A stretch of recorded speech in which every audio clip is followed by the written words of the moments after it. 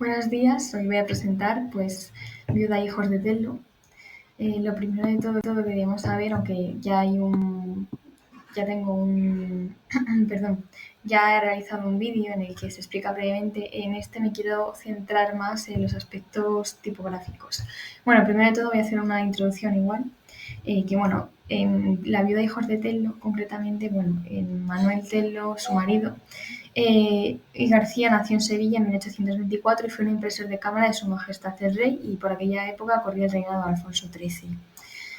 Además, aunque hay algunas fuentes erróneas, y fue también como sociedad como impresor, editor, y comenzó a lo largo de la década de 1860. Bueno, esto es porque, al contrario que muchas fuentes erróneas, incluida la Biblioteca Nacional, afirman que su actividad no comenzó hasta 1870, cosa que es completamente imposible porque encontramos, por ejemplo, la oruga o piral de la vid, que data de 1861, así que probablemente podemos decir que empezó sobre la década de los 60. Anteriormente a esto no he encontrado ninguna muestra que contradiga lo contrario y que sea anterior, pero no se puede descartar. Bueno, luego el primero que estoy tapando yo, su primer taller fue en la calle Preciados número 86. Después fue en la calle Isabel la Católica número 23 hasta 1886 y la calle Don Evaristo número 8 fue desde el 87 hasta el 894. Vale, la muerte de Manuel Tello se produce en 1894 y entonces es cuando su esposa y sus hijos empiezan a asumir la dirección de la imprenta. El establecimiento, a raíz de su muerte probablemente, porque coincide la fecha de su muerte con el traslado, se trasladan a la carrera de San Francisco número 4. Hoy en día ya no existe el edificio y el solar fue demolido y actualmente son unas salas deportivas para el Ayuntamiento de Madrid. Y bueno, a partir de ese momento empezó a aparecer como tip de la viuda e hijos de Manuel Tello. Bien, estas son unas fotos de la carrera de San Francisco, del antes y el ahora. Por ejemplo, esa foto la he tomado hace como un mes y medio, 2. Y la foto que vemos a la izquierda, que está en blanco y negro, creo que data de a principios del siglo XX. Bien, tras la muerte de Manuel Tello, por ejemplo, he tomado como muestra las aves españolas de 1890 y luego poesías leídas de 1895. Y ahora vamos a hacer una comparación entre una y otra. Bien, en primer lugar, me da mucha pena que esté tapando yo la foto, pero bueno, lo primero es el diseño. Aquí apreciamos un diseño más ornamentado, tiene un marco decorativo, con motivos florales y simetría muy rigurosa. Además, la tipografía varía de tamaño. Si nos fijamos, hay como incluso una letra que parece como más negrita, más gruesa, vamos, y varía también en estilo. Usa versalitas, cursivas, distintas jerarquías, porque si nos fijamos, los títulos de ahí están como centrados y luego aparecen desplazados a la derecha algunas frases. Bien, cuenta con elementos visuales como emblemas, escudos, símbolos alegóricos. Bueno, hay un símbolo, hay un escudo en el centro y bueno, también encontramos un ojo que, si veis la parte de arriba, esa cosa que señalo en rojo, son un ojo que podría ser un ojo en la parte superior del marco, que podría tener una carga simbólica, tal vez sabiduría, vigilancia, etc. Bien, en segundo lugar, por ejemplo, también encontramos en contraposición las poesías selectas.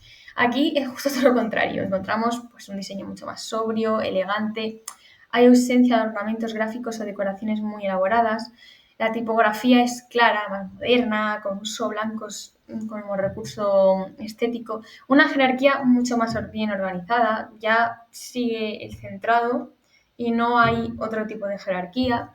Los elementos visuales, pues mira, no hay ninguna carga ornamentativa más allá de una pequeña línea fina, que se la selecciono en rojo aquí, y que posiblemente sea un pequeño adorno de línea horizontal, pues como un decorativo o tal vez de separación, para indicar que se separan ambas partes.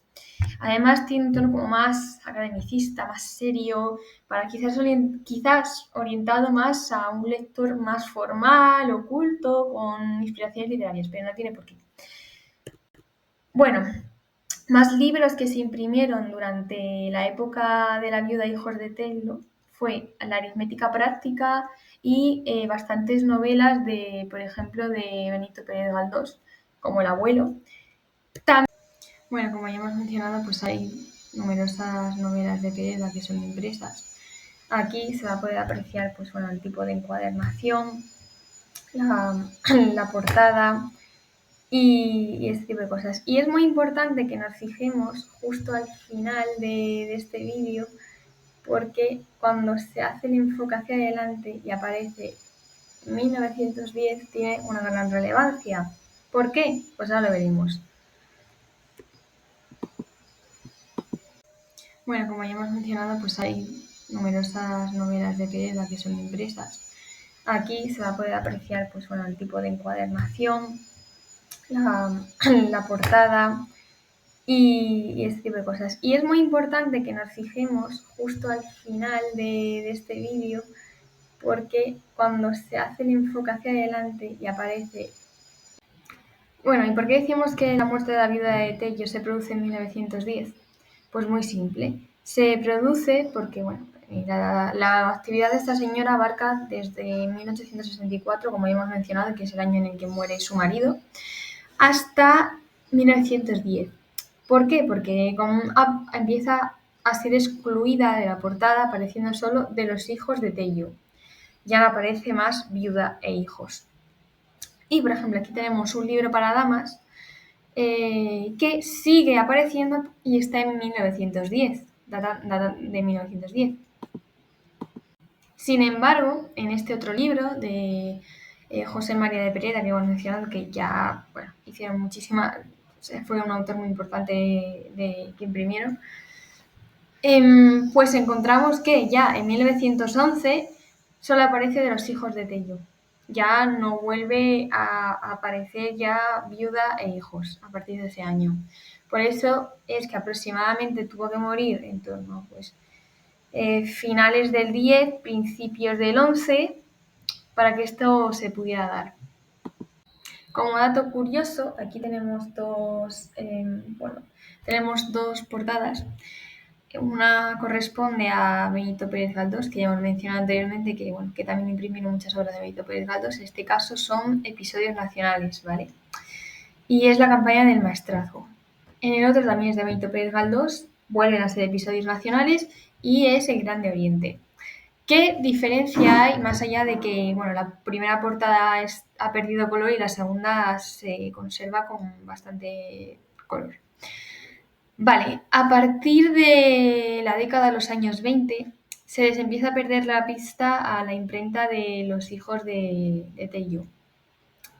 De modo que en la primera portada está impresa por la imprenta de Tello, pero la segunda corresponde, creo que en torno a la década de los años 30 o por ahí, cuando justo desaparece la imprenta Tello, aparece una librería que contiene como la misma portada y la misma estructura de la portada, la misma composición. Sin embargo, quizás esto no se trate porque fue absorbida la imprenta, sino tal vez porque bueno, quisieron asumir el mismo modelo al tratarse de un encargo y que era para continuar con dicho modelo de episodios nacionales y que tuviera la bandera de España, tricolor y eso. Pero a falta de pruebas, podemos decir que hay posibilidades de que bueno, fuera absorbida en favor de esta librería o simplemente se quisiera seguir el mismo modelo, continuar con el modelo de episodios nacionales con dicha portada y simplemente eso. Bueno, pues aquí encontramos la bibliografía. Si hubiera alguna duda, pues simplemente pausar y consultar algo que no haya quedado claro.